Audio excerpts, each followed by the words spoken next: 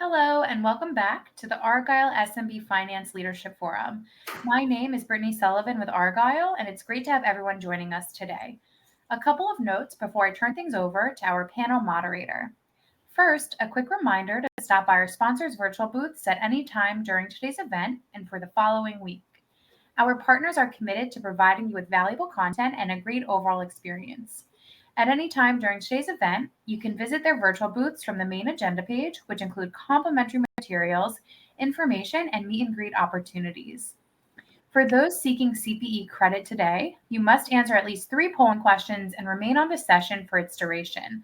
Polls can be found under the Polls tab on the right-hand side of your console next to the chat feature. Afterwards, if you are eligible to receive credit, you will receive an email with a link to your certificates. If you have any questions on credits, please email cpe@argyleforum.com. Lastly, to ask questions throughout the session, we would simply type into the Q&A chat, and we will address your questions at the end of the session. Now, without further delay, I would love to introduce our moderator, Shweta Pai, Chief Financial Officer at VCM Products. We are excited to have Shweta and our panelists with us for a panel titled Agile and Innovative SMB Finance. Welcome, Shweta, and over to you. Hi, everyone. Thank you so much for joining us. We're so excited to have you here and to talk about this very interesting topic. I have with me a really esteemed panel. So I'll just do a really quick intro and then I'll let them introduce themselves. My name is Shweta Pai. I'm the CFO of a small private equity-owned consumer goods company. I'm based in Cincinnati, Ohio. I've been in finance for more than 20 years in my career. And I started in investment banking in New York City, and then I worked my way into corporate strategy, M&A, and for companies, for corporations. And then I then took a deep dive into startup space and had my own startup, and then also became a fractional CFO for startups for a bunch of years, and that's how I landed where I am now in the private equity space as CFO. But I really enjoy the small business finance teams, and it's been now almost a decade that I've been in the small business realm, and I think there's a lot of opportunity here for innovation, and especially applying a lot of the tech kind of frameworks like Agile to SMB finance. So I'm really excited to talk more about it. I'll just introduce quickly, or let my panelists introduce themselves. Let me turn it over to Kathy. And Kathy, if you can introduce yourself, and then we'll go to Michael and then Joel.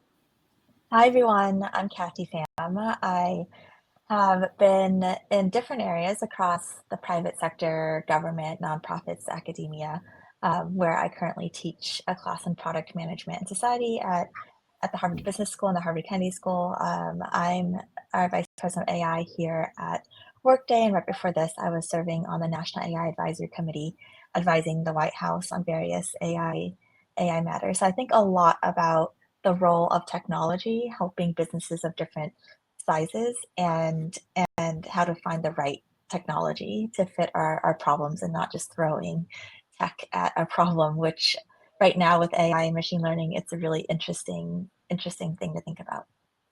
Yeah. So much so. Very much so. No. Yeah. Michael, Yeah. Introduce yourself. Yeah, thank you, Kathy. So my name's Michael Mance. I work for a healthcare company in the Chicagoland area. Have over 30 years of experience, both in public accounting as well as industry, working for small and medium business, but also prior to where I'm at now, working for Fortune 500 companies in various roles. Audit, tax, financial reporting, SEC reporting, shared services. So happy to be here today. It's a great topic, and looking forward to the session. Thanks. All right. Thanks, Michael. My name is Joel Penny. I work at a company called Advanced Energy, headquartered in Denver, Colorado, where and we do precision power conversion for semiconductor manufacturers. So a nice vertical to the high-tech space.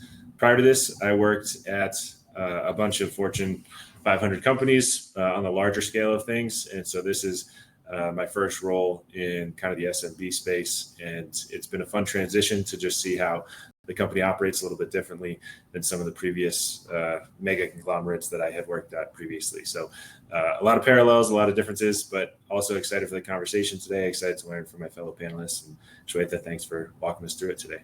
Yeah, excited to be here. Thanks, everyone. All right, let's get going with our questions because we don't have too much time and we have a lot of interesting topics to cover.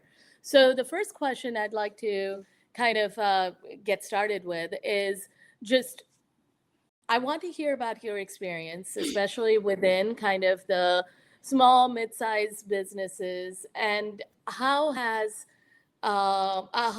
innovative methodologies such as Agile been integrated? How have you seen it being integrated? What has been successful? What have you learned from it? And specifically within finance, how does this, when it's applied to finance, how does it differ? So maybe I'll turn that over to Joel first, and then Michael, and then Kathy. That works? Yeah, happy to take this one to start. I think, a lot of it comes down to mindset and capability, I think, and what the organization is able to roll out and do. I think one of the unique examples from kind of our current structure right now is we have a long history of acquisitions. And so when acquisition happens, you have different ERP systems. And so we're on 2 different ERP systems, but we're going through this ERP consolidation right now. When we had that, we have to do it right? An ERP integration could be a total value destroyer for the company if it's not done well. And so when we said, okay, let's invest the resources, we actually stood up a digital transformation team within our finance group. So we prioritize the resourcing of it.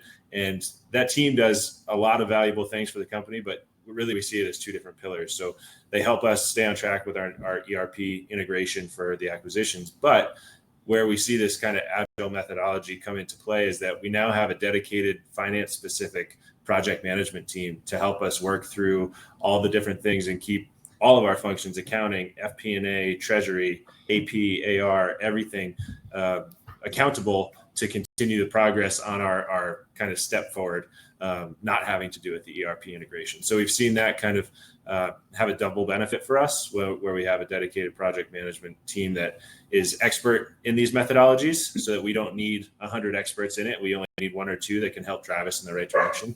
And then we all just dedicate the time to make sure that we're involved in that process improvement and can build upon it, during cycles and outside of the cycles as well. So that's one of the things that we do here. But Michael, I'm not sure if you have anything similar to add. Yeah, certainly do. And I have, I've had that over several years. I understand, from an M&A perspective, but the big thing for us recently is ERP implementation of our accounting system, where you need to break down the different phases within the project, but also to ensure to get everybody involved, just not the accounting and finance team, but all departments, because it touches everybody. Just from the initial onset of the project, scoping it out. I believe change management is really an important one as well. I think at times it gets overlooked. And then, obviously the integration, but, getting team members assigned to specific components of the project. So you have all the spokes covered on the wheel of the project and working collaboratively, I think is just really important to have a successful, ERP implementation. Kathy, did you have anything to add here? One more thing I'll add is in working with various small and more medium-sized businesses over the years. In some ways, it's easier to be agile, and I wouldn't say easy. It's always hard because once we start any process, it's hard and complicated. But the Agile methodology is oftentimes meant for smaller teams, right? So we'll also see big companies trying to be Agile, and it's incredibly difficult because you're trying to move fast and new ideas come up, and you're like, oh, we're just going to this 2-week sprint and then iterate and try something new, and it becomes really hard because all these approvals are in place.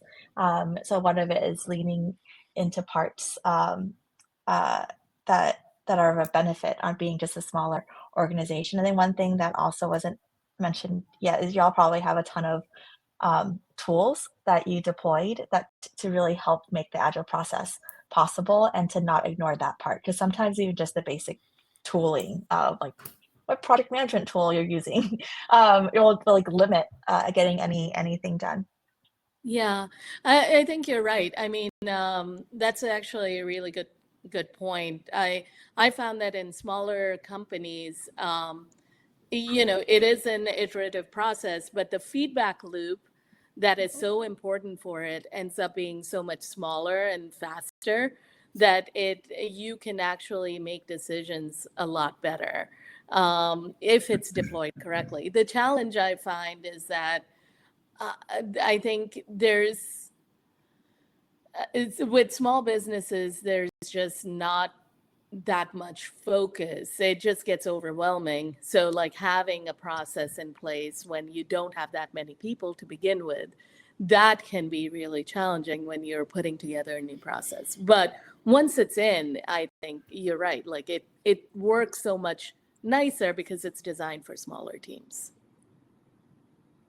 So let me just kind of move into something similar, but how has these technologies that have come in that we are all kind of aware of and we're implementing, whether it's ERP or Kathy, to your point, the other tools that are there to help us, how has that really helped you guys streamline financial operations, reduce costs, increase growth? Like I'm specifically thinking about, have you seen practically AI being used, ML being used, RPA being used within small businesses? And if so, what does that look like? So Kathy, I'll just turn that over to you, given your experience in this world, and then maybe we'll go backwards. You, Michael, then Joel. I think we see lots of different phases. You have the companies that have the resources just to hire people to build AI systems in-house. And sometimes it might be a small business, right? That is like, we're going to allocate some resources to hire a few folks. More often, that's not the case. And what I am seeing now is leaning into partners or vendors and finding really good vendors and partners. This is really true for when I was working with various state and local governments too. Finding really good partners and vendors who can help guide us through if we want to implement, let's say, like help understand where AI works in finance, that maybe large language models, which is all the rage right now, is quite imperfect. So it's maybe not great for doing some matching in our financial systems, but maybe okay at helping us surface the kinds of questions that we never thought to ask of financial systems. And so I think that comes from oftentimes leaning into current vendors or partners that might be building some of these systems and asking and helping them understand how to bring AI or machine learning in-house. So I'll leave it there with those, like the bucket of maybe hire someone in-house to build your own, but more often that might make sense right now because AI is really expensive to build and maintain. Like look to partners and vendors, especially ones you currently already have, to help understand where it could be used. And the other piece is also where it might already be used. AI machine learning is not new by any means.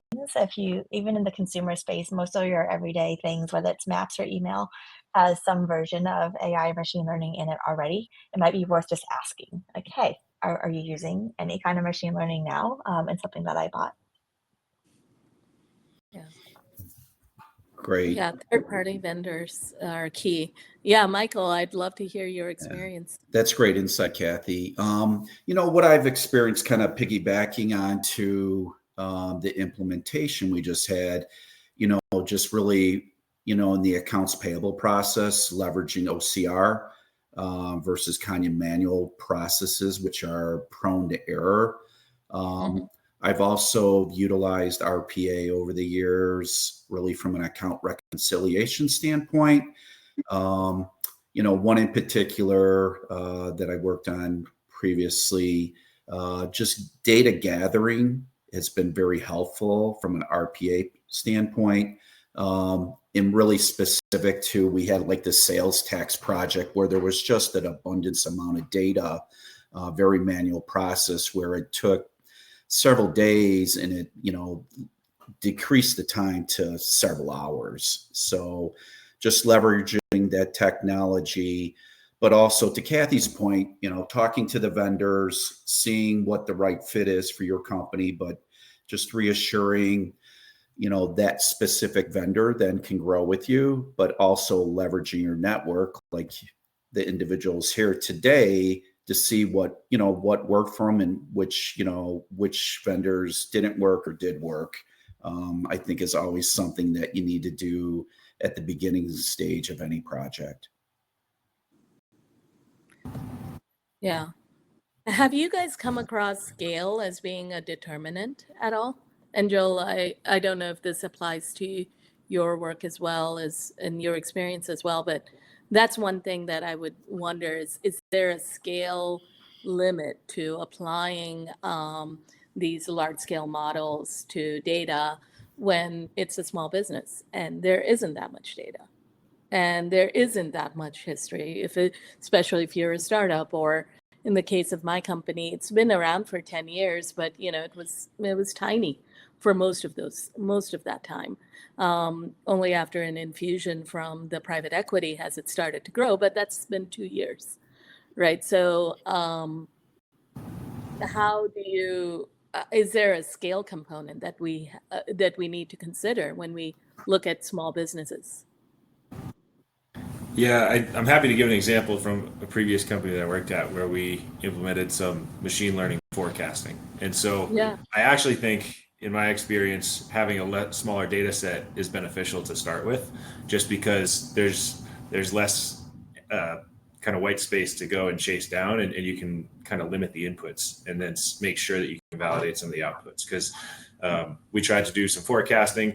We isolated it to a single region and a single business unit to see, okay, let's have the old process continue. Let's try some machine learning forecasting and see how the results vary for 2 quarters, 4 quarters, et cetera. Can we replicate them? If there was a difference, could we determine what that was? Because one of the biggest challenges that we're seeing in this space, it's a journey, right? So we're all thinking through the right solutions. I won't pretend that we're ahead of the curve on this, but I think a lot of the hesitancy within the corporate finance function is accountability of anything that we do implement. So, if you're generating figures, numbers, finances, you make decisions off of that. Where does the accountability lie? If those don't work out to plan. But to your point around scale, I do think that it's beneficial to start small. But Kathy, I'm happy to hear your thoughts on that too. Yeah.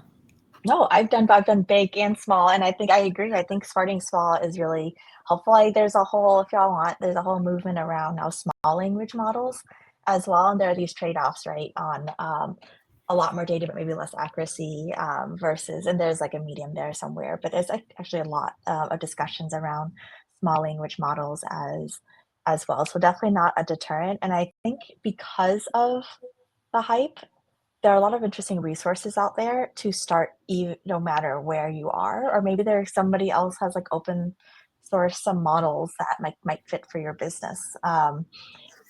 Because at the baseline, you might have to fine tune it because all of our businesses are a little bit different. But some of the foundational stuff, like how we all do journal insights or how we manage fraud or something, might be very similar. And then there's a lot of resources out there too. I love that topic, and Joel, that's a great perspective. Yeah, I actually, we've been struggling with forecasting inventory for my business, and one of the things that we've been thinking about is like, how can we automate this or use data to look at inventory levels, or how do we even think about this a little bit more kind of different? But that's interesting to know, because I always thought that we don't have that much data. But you're right, like I can actually test it and validate it much easier than if it was a lot of a large company with a lot of nuance. And if you ever or find yourself questioning that, consider like the in the consumer space, the places that I just won't name any names, the places that have had access to train on all of the internet, and Hmm. still they actually they don't always get it right, but also sometimes you get results that are even worse than you can even imagine. So the Oh yeah. larger isn't definitely is not always better for um, for training machine learning models, and especially not large language models. Yeah. No, that's an interesting perspective. Gives me hope because we're running into this challenge. So that's great to know.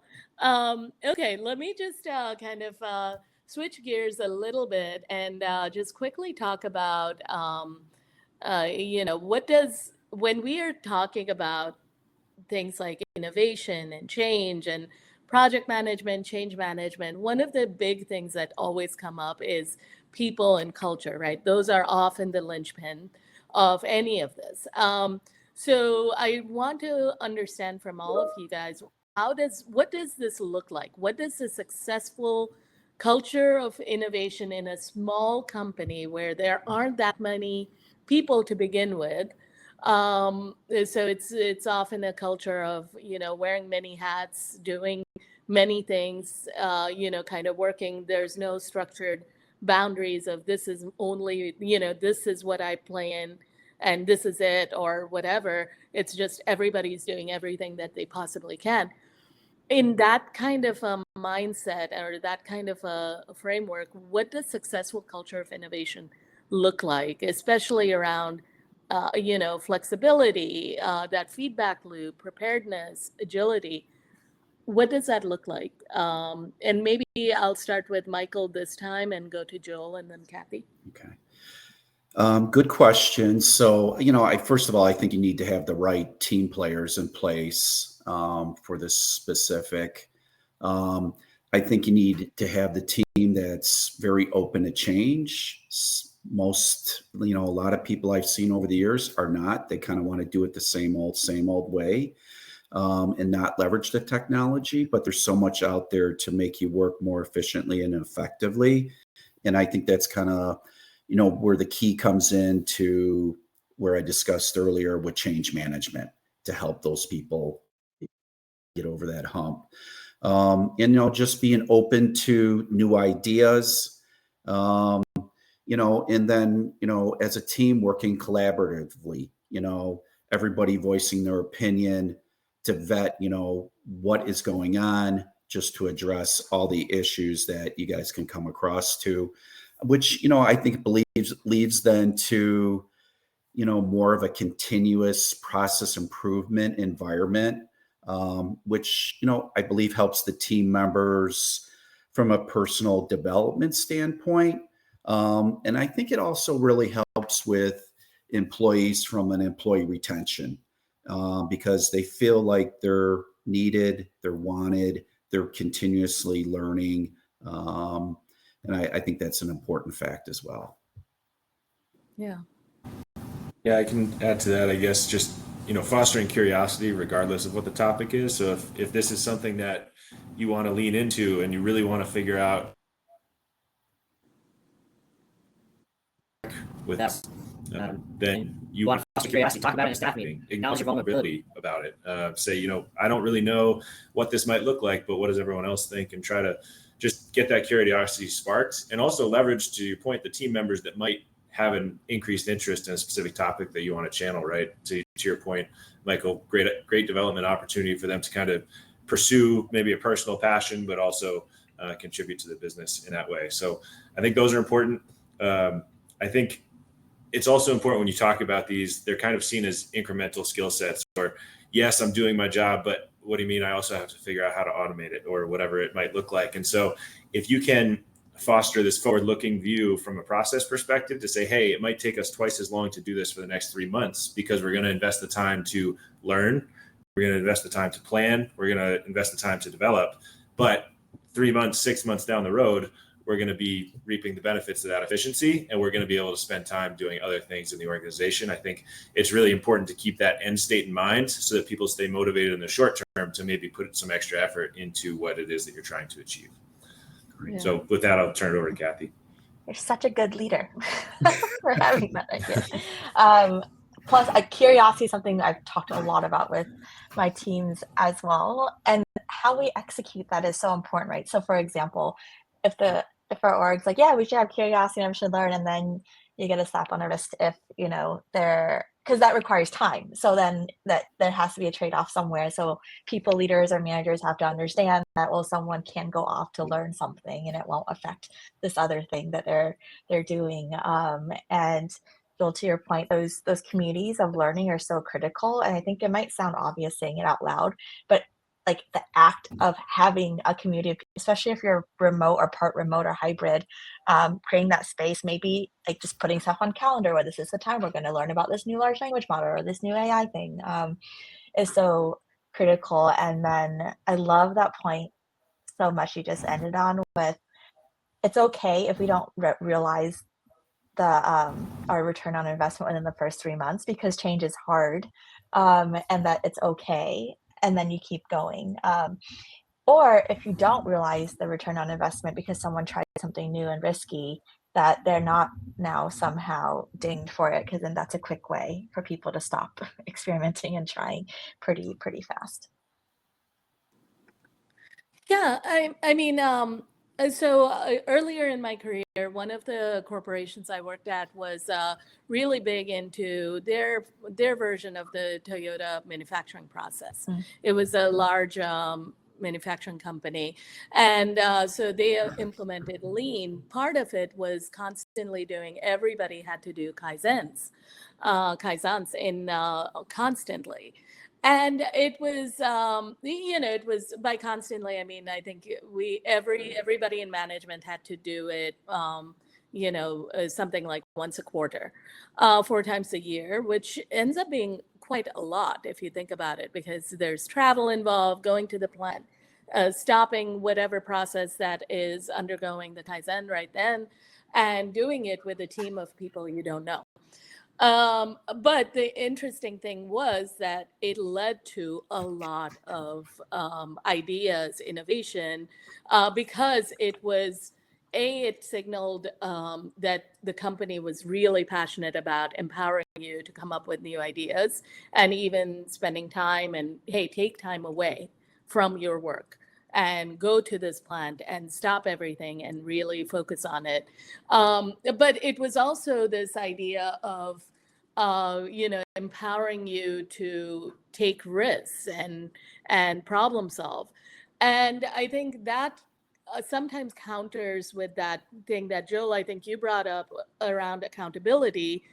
How do you guys, what have you seen that really marries that up, that risk taking with accountability, which finance, I think, is really, they struggle with it more than other functions do, because our kind of raison d'etre is accountability. But then to innovate, we need to take risks. So how do we, how has that worked for you guys? Kathy, Joel, you guys want to jump in while you all think, because you both are more subject matter experts on finance. So I feel like it's almost easier for me to answer because I can share other insights from different fields. So I'll share a slightly different domain area, which for me is government. I had left the private sector to go into government for some years, and we're highly risk averse in government, right? Like for good reason too. We don't want to mess up someone's Social Security or someone's taxes or a veteran's benefit to healthcare. But then while we're worried about the change, our technology is getting worse and also causing those problems, like veterans are not getting access to healthcare, the Social Security site isn't working. And so I think having, Michael, that you that mentioned having a digital transformation team that is maybe either always there or like a culture layer somewhere, like however you decide to structure that, who can really help the org figure out, okay, maybe this is scary, but if we continue this way, is it worse? And I think letting go of that can be hard, because sometimes it's easy to say the course, even if something else can be better at the fraud, the risk, all these things that we're aware of, because we take care in the work that we do. I think especially for finance, especially for like governments, et cetera. So that's one thing I think about a lot in the teams I've worked with. That's an interesting point. Yeah, in the large companies, I think sometimes you have that kind of team, that transformation team. But in small ones, you don't have the luxury of that. So how do you manage that? Joel, Michael, you guys have any insight? Yeah, I can talk to maybe the medium-sized business. That's where I'm at right now. But we're going through the planning process of what this looks like for us today, and so there are lots of different departments, and this kind of previews some cross-functionality discussion around who's in charge of this, right? We have a really great large IT department that wants to make sure that everyone's doing this consistently, so that if we have an approach, it's not just two people in finance going off and trying a bunch of things and then coming and saying, hey, we have a process for this now. IT kind of wants to dictate what that looks like, so that it's standardized, so that it's safe at a company level, so that they've determined kind of what our parameters are and where we can play, maybe where we can't play because of data confidentiality. So I think it depends on what part of the org that you're sitting in, right? For us in finance, we want to experiment and we want to obviously take risks, like you were saying, but I think some of that also depends on where your company's at, right? What your business cycle is. So if you just got acquired or you're making a large acquisition, a lot of integration are one-time tasks, right? One-time things that you need to do. So maybe you can implement things that help you do that one-time thing, or maybe your resources are best set looking at what recurring items are going to be happening down the road, and where can we actually gain the efficiencies longer term to invest now. And so I think that's something everyone can do, is take a step back and say, where is my business at right now in the overall business cycle, whether it be kind of from their macro environment or where the market's going in the specific that they're in. But I think that dictates a lot of it. Yeah, good, great points there. Yeah, I think a couple of your points, Joel, it's just like, in the short term, it might be a little bit painful, but I think you need to look at the big picture with the long-term effects, how it will make your processes more efficient and more effective. And then from a staffing perspective, with being a smaller, medium-sized business, you won't have that luxury to have a dedicated transformation team, implementation team. But with the small and medium businesses, what I've seen has been successful in my experience is really kind of having realistic timeline. Should there be can you, a bigger company might be able to do the implementation in 3 or 4 months, but really a smaller or medium size, it might be 5 to 6 months. I think the timelines need to be realistic and, achievable. Yeah. That's a really good point. Yeah, and I would agree. Small businesses, timelines, and it's also, how have you guys found working across departments to be when it's small businesses? Because again, everybody is stretched, right? Smaller business or medium. How has that kind of that intermingling worked for you guys? I think if you have good cross-functional relationships and business partnerships, with people outside your department, you need to express what the kind of the wins are and how it's going to help them and or their team, whether it's from a staffing perspective or time or automating certain processes, but really just the big picture of how is it going to help them long term is what I've seen has been successful. Perfect. Yeah, I'll just add that innovation frameworks that we can apply aren't isolated to finance. So I think all these frameworks can apply to any function. But if you see this as something that you want to take to your organization and implement, I do think finance has a unique leverage point within a lot of organizations where you can set the path for something and say, okay, hey, we tried this out. We now have a success story that we can share and communicate to the rest of the organization. here's the framework that we used, here's what the result was, and here's how we're making an impact. Kind of set that blueprint for the rest of the organization and share the success stories and share the failures too, right? To Kathy's point before, you can't just share the upside, you got to share the downside too, and make sure that people know that that's okay, and that's all part of the process. Yeah. No, those are all good points. A question just came in from the audience that I think is really on topic, and I'd love, Kathy, your perspective on it. The question was, how do you make sure AI initiatives are ethical and human-centric when people are jumping to deploy something quickly within AI? So how do we maintain that? Because that's excellent.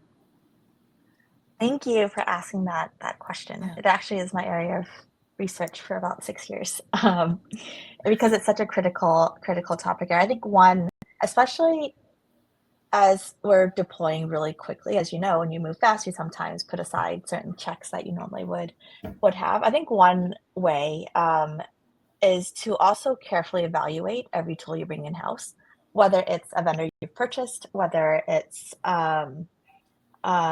let's say you have a team that happens to be exploring some of the open source stuff, like do the due diligence to figure out how they're considering ethics and responsibility. What do they do when something goes wrong? What do they do when a system gives you completely fabricated information? XRs ask those questions. I think it's never too late, no matter how big your organization, whether you're 2 people as a startup starting up, or you've grown to be hundreds of thousands of people, to create some kind of a responsible, ethical, trustworthy, insert whatever term works for your org, AI or responsible tech framework. There are a lot of those out there right now. The US government released one, the National Institute of Standards released a risk management framework.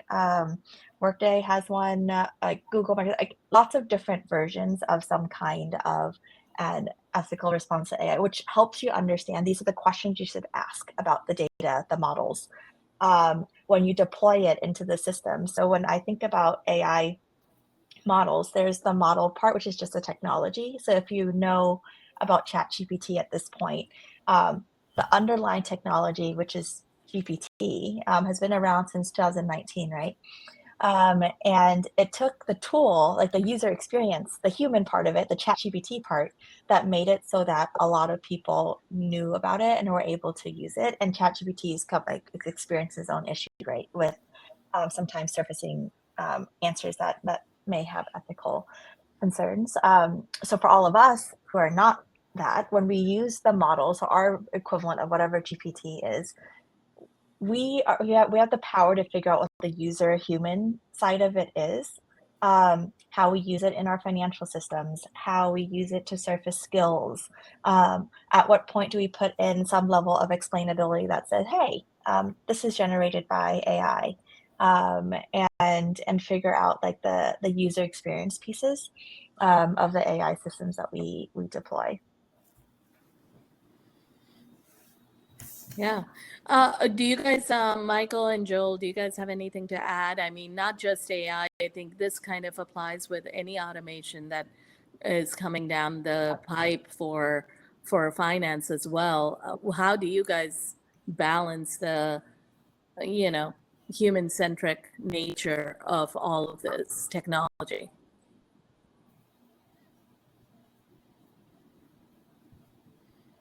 Any experience, anything to add? Of it within finance is less about that, and that's more of a macro question. So I think a lot of what we modeling data numbers and kind of insights for variances and process improvement. So I'm not sure it applies as much to the finance space, but Michael, I'm not sure if you have thoughts there. Yeah, I think it was well said by Kathy, but I think it's just, it's across the organization. Everybody should have, an equal voice, and, know that you have an end game and what are those results to successful implement or integrate certain technologies. Sounds good. And thank you, Kathy. That was great perspective. I totally agree. I mean, a lot of it is about application and how do we apply it. How, But also, I think human finance is yeah, broad, and maybe this, if anyone's in like the financial part of, like there's a lot written now about the financial sectors that do things like look into loans and evaluate, use AI systems to make decisions like that. And there's like various bias and privacy and job displacement that are related to that part of the financial industry. So so depending on which part of finance, I guess, if whether it's like inside the company or if like your business is making these financial decisions on loans, there's a lot of really interesting articles to read on the bias that can exist if we don't have complete data sets, which goes back to the conversation we had earlier about how complete is your data set.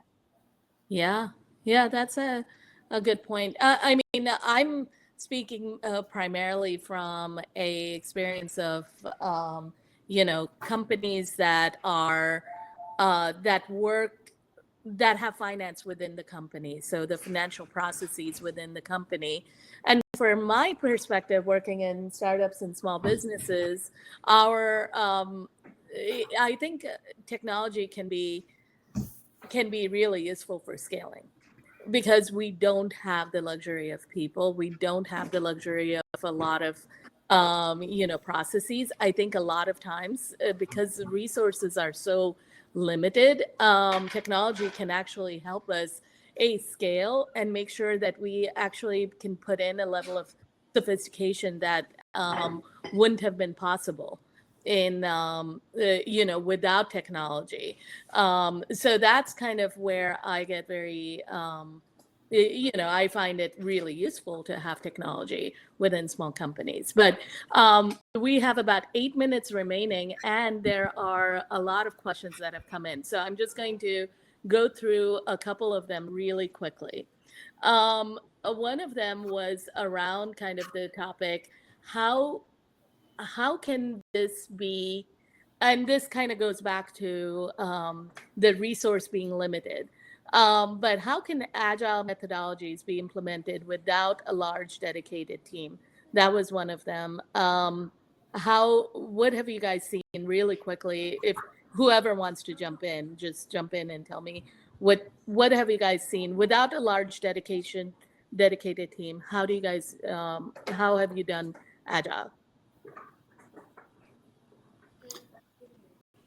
I'll share something I quickly share with my students, which is whether we call it agile, it's that mindset of being able to shift as needed. So the team, so even if you have a really small team, it's having that mindset and the agile mindset of we'll start out with an idea and then we'll get some feedback.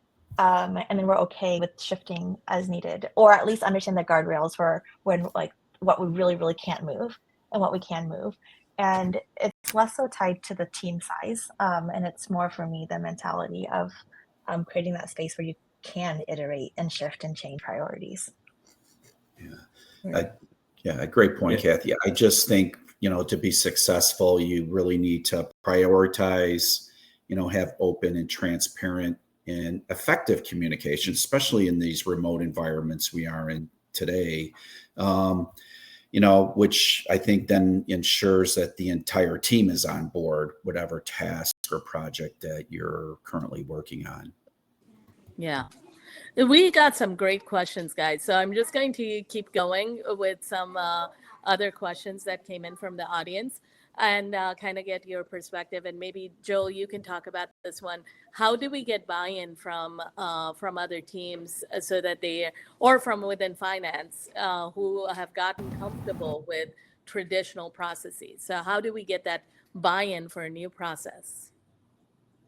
Yeah, I mean, I think this is a challenge organization no matter where you are, but I think the biggest way that you can do this, one that we talked about, just fostering curiosity. I think that will always go back to that, but I think a couple of the tactical ways that you could do this, one is lead by example, right? So come up with an area in your business where it might apply and, do a small sample yourself and see how it works, and then share it with folks and see if it sparks interest anywhere. So you can really kind of show, hey, here's what we're talking about. Who wants to take it from here? Who do you think this could apply to otherwise? And then ultimately, with anything that you want to make a priority in your business, right?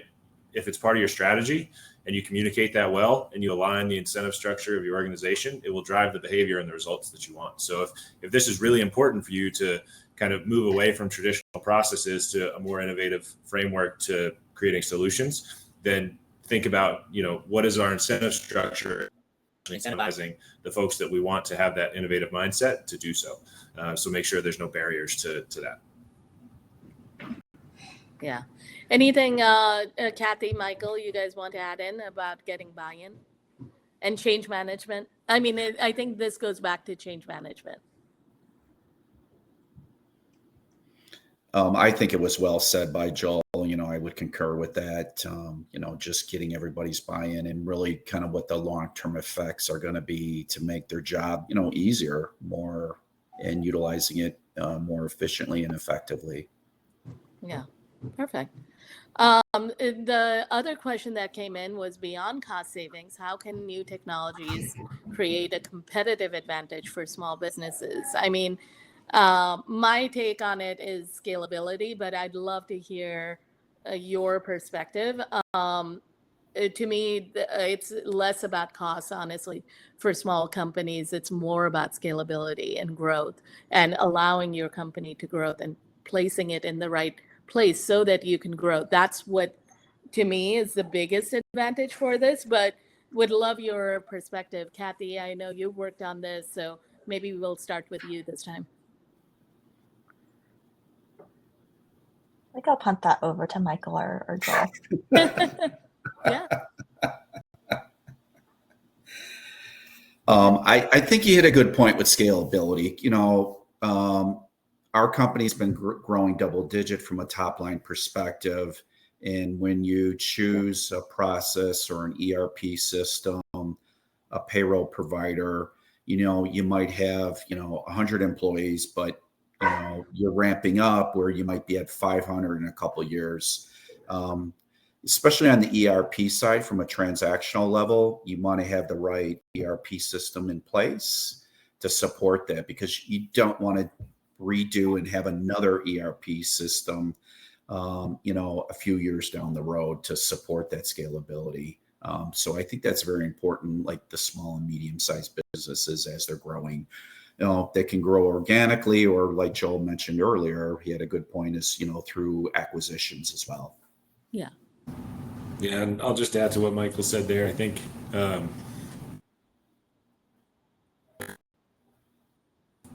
corporate finance and what folks in corporate finance are able to contribute to their organization. I think a lot of time is spent on reporting and validation and a lot of the routine tasks. And so it may not be a cost savings, right? But it's more of this resource concentration on strategic value and things that actually make an impact in the organization. So you can spend less the mundane, repeatable tasks and more time having the really important conversations about the direction of the business and where you want to invest or where you want to divest. So I think that's, not a cost saving per se, but it's a value creator in the longer term. Yeah, absolutely. And final question in our final kind of minute and a half: how can data analytics be effectively used? And I think we've talked about this very briefly, but how can it be used with limited data sets? So Kathy, Joel, you guys want to take that?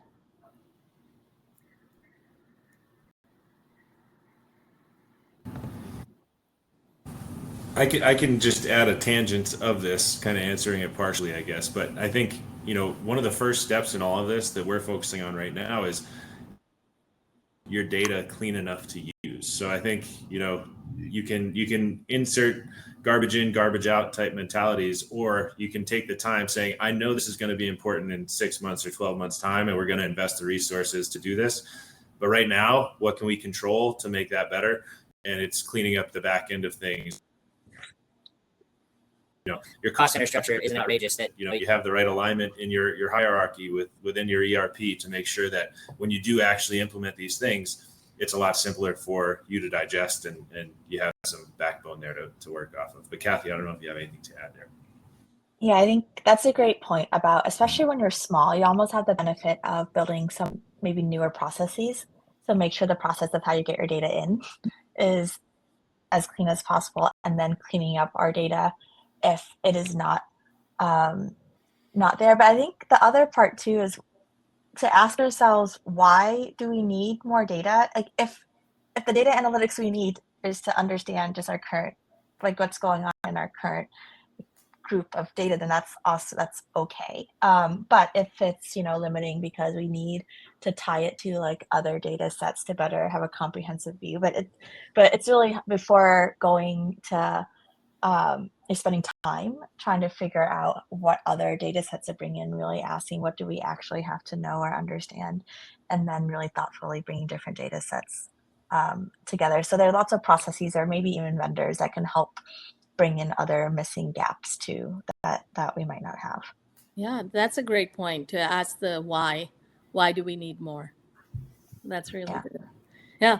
All right. I think, this was a really lively discussion, and it looks like we're out of time. And thank you so much for sharing all of your information and experience and thoughts, ideas. This was really engaging and really informative for me. With that, I'll turn it over to Brittany. Excellent. Well, thank you guys so much for such an insightful panel discussion. I also want to thank everyone who joined us today for this session. This session, along with all of today's content, will be made available on demand following the event.